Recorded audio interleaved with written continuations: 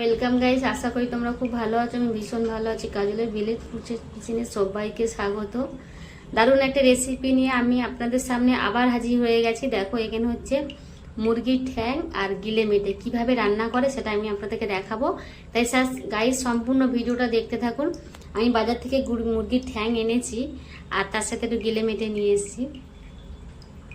কিভাবে ছাড়াবো আর কিভাবে এটাকে রান্না করবো আমি সম্পূর্ণ ভিডিওটা দেখাবো। তাই আপনারা ভিডিওটা দেখতে থাকুন। আমি 500 গ্রাম মানে মুরগির ঠ্যাং এনেছি, 30 টাকা নিয়েছে। আর গিলে মেটে তো 140 টাকা করে কেজি নিয়েছে, হাফ কেজি নিয়েছি। যাই হোক, এটাকে প্রথমে এইভাবে ধুয়ে নেবেন। এর যে নোংরাগুলো থাকে যাতে ধোয়া হয়ে যায় ভালো করে। দুবার আমি ধুয়ে নিয়েছি, দিয়ে আমি দেখুন তুলে দিচ্ছি। চুবড়িতে ছেঁকে আমি এগুলো তুলে নিচ্ছি, যে কতটা নোংরা জল বেরিয়েছে দেখুন। এবার এই জলটাকে আমি বাইরে ফেলে দেবো। ফেলে গামলিটাকে আবার ধুয়ে আমি গরম জল দেবো। দেখো, গরম জল, এতটা হুতুতে গরম জল, মানে গরম জলটা খুব গরম করতে হবে। আমি এখানে একটা ভুল করে ফেলেছি, সবগুলো একসাথে দিয়েছি। সবগুলো একসাথে আপনারা দেবেন না, একটা ডুবিয়ে একটা করে তুলবেন। দেখুন আমি সবগুলো নিতে পারিনি, সব খারাপ হয়ে গেছে। যে কোটা পেরেছি সে কোটা ছাড়িয়েছি। কত ইজি ছাড়ানো, দেখো ঝপঝপ করে ছেড়ে যাচ্ছে। দেখো,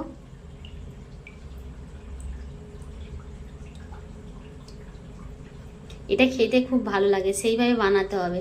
ভালো করে কষে বানালে খুব ভালো লাগে খেতে। আপনারা বাড়িতে খেয়ে দেখবেন, আপনারা নিশ্চয়ই খান। যারা খান তারা আমাকে কমেন্ট করবে। দেখুন ছাড়ানো হয়ে গেছে। এরকম একটা করে সব ছাড়িয়ে নিচ্ছে। এইভাবে সবগুলো একসাথে গরম জলে দেবে না, দিলে কি হয় বলো তো, নরম হয়ে যায়। নরম হয়ে গেলে ছাড়তে চায় না। আমি এটা ভুল করে দিয়ে ফেলেছি। আপনারা একটা করে একটা করে গরম জলে দিয়ে একটা করে ছাড়াবেন, তাড়াতাড়ি হয়ে যাবে ওটা।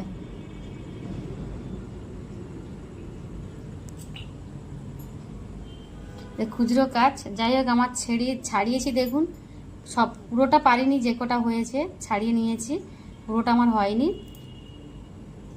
আর এর সাথে আমি গিলে মেটে দিয়ে দিচ্ছি। দেখুন এই গিলে মেটেটাও আমি আমার নিজের জন্য নিয়ে এসেছি, কেন আমি মুরগির ঠ্যাং খাই না, এই কারণেই। যাই হোক, দেখুন এরকম নখগুলো কেটে আমি এগুলোকে কেটে নেবো, মুরগির ঠ্যাংগুলোকে। আর গরম জল দিয়েই আমি ফের আবার ধুচ্ছি। জলটা আমি একটু গরম করে আবার দিলাম। আপনারা ভালো করে গরম জলে এটা ধুয়ে পরিষ্কার করে নেবেন। আর যারা যারা এই জিনিসটা খেতে ভালোবাসো অবশ্যই আমাকে কমেন্ট করে জানিও। আর তোমাদের কমেন্ট পেলে আমার ভিডিও করতে সত্যি খুব ভালো লাগে, যে আমাকে কেউ কমেন্ট করছে বা আমার ভিডিও দেখছে। শুধু ভিডিও দেখলে তো হবে না, আমার রান্নাটা ভুল হচ্ছে কিনা ঠিক হচ্ছে কিনা কমেন্ট করলে তাহলে আমি বুঝতে পারবো। এখানে আদা রসুন আমি বেটে নিচ্ছি। আর রসুনটা বেশি পরিমাণে দিয়েছি, আদাটা অতটা বেশিটা দিইনি।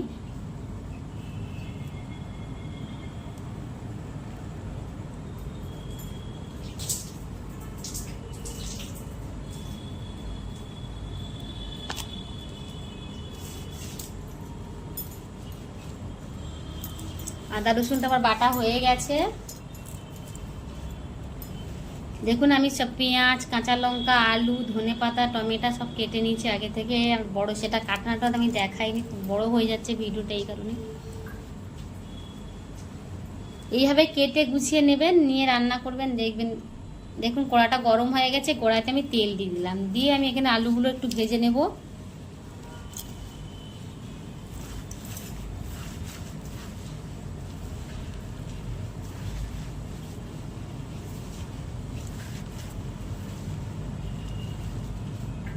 আলুগুলো ঠিক এই সাইজের কাটবে।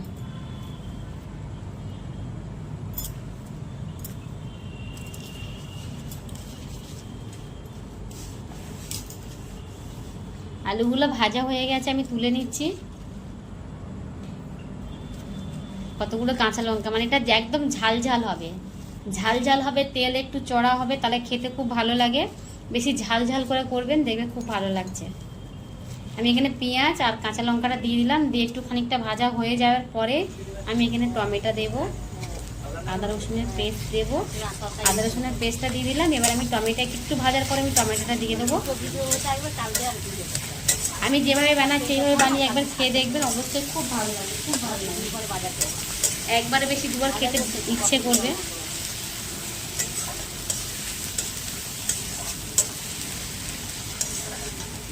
একটু ভাজা ভাজা হয়ে যাওয়ার পরে দেখুন আমি টমেটোগুলো দিয়ে দিচ্ছি।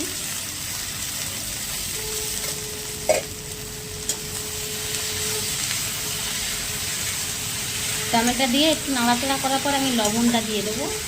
টমেটোটা আমি সবসময় দিয়ে লবণটা দিই যাতে টমেটোটা গলে যায় আর গ্রেভিটাও খুব সুন্দর হয়। আর একটু তেল দিলাম, কেন তেলটা একটু কম হয়ে গেছে। মশলাটা মানে আদা পেঁয়াজ রসুনটা 4টা বেশি দিয়েছি, তো তেলটা এই জন্য একটু কম হয়ে গেছে। লবণ দিয়ে দিলাম পরিমাণ মতন, দিয়ে লবণটা দিয়ে ভালো করে আমি এটাকে ভাজা ভাজা মানে কষা কষা করবো। একটু ভালো করে নাড়াচাড়া করে নেবো।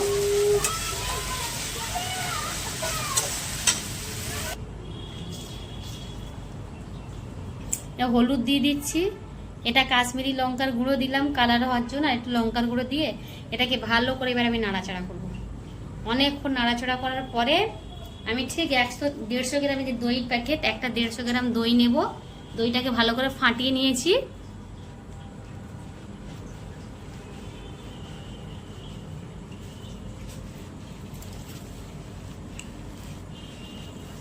আমার এটা দেখুন তেল তেল ছেড়ে দিয়েছে। এবার আমি টক দইটা দিয়ে দিচ্ছি, দিয়ে এটা দিয়ে ভালো করে একটু নাড়াচাড়া করে একদম মিক্স করে নিয়ে এর উপরেই গিলে মেটে আর মুরগির ঠ্যাংটা আমি দিয়ে দেবো। এই যে দইটা আছে মশলাটা আছে ওর ভিতরে ঢুকবে। দেখুন ভাজা ভাজা হয়ে যাওয়ার পর আমি এগুলো দিয়ে দিচ্ছি। এগুলো দিয়ে একটু নাড়াচাড়া করে নিয়ে এখানে আমি আলু দিয়ে দেবো। তারপর আমি ধনেপাতাটাও দিয়ে দেবো। ধনেপাতাটা দিয়ে আমি জাস্ট শুধু ঢাকা দিয়ে দেবো। এটাই এই যে দইয়ের গ্রেভিটা বা এই মশলার গ্রেভিটাই দিয়ে এটা রান্না হবে। এটাতে জল খুব একটা জলই আমি দেব না, এটা হচ্ছে ঝাল ঝাল হবে। এটা অ্যাকচুয়ালি রুটির সাথে খেতে খুব ভালো লাগে, ভাতেরও ভালো লাগে।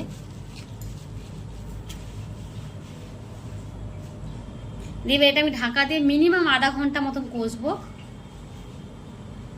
আধা ঘন্টা নাড়াচাড়া করার পরে দেখুন এটা আমার পুরো হয়ে গেছে, আর রসটাও অনেকটা মরে গেছে। কিছুই নেই, যেটুকুনি ছিল সেটা পুরোপুরি টেনে নিয়েছে, সিদ্ধও হয়ে গেছে, পরিমাণ মতো নুন ঝাল মিষ্টি সব কিছু ঠিকঠাক হয়েছে। এবার আমি না এখানে হালকা করে একটু জল দিয়ে দেবো, হালকা করে দেখুন একটু জল দিয়ে দিচ্ছি, একদম সামান্য দিয়ে একটুখানি। জলটা আমি এই কারণে দিচ্ছি যাতে গরম মশলাটা দেবো, তো এই কারণে। তা আমার এই রান্নাটা যদি তোমাদের ভালো লেগে থাকে তাহলে অবশ্যই লাইক কমেন্ট শেয়ার করো। আর তোমাদেরকে বলতে হবে না, তোমরা জানো সাবস্ক্রাইবার করতে হয়, আর চ্যানেলটাকে বেল ঘন্টাটা টিপে দেবেন যাতে নেক্সট ভিডিওগুলো তোমাদের কাছে চলে যায়।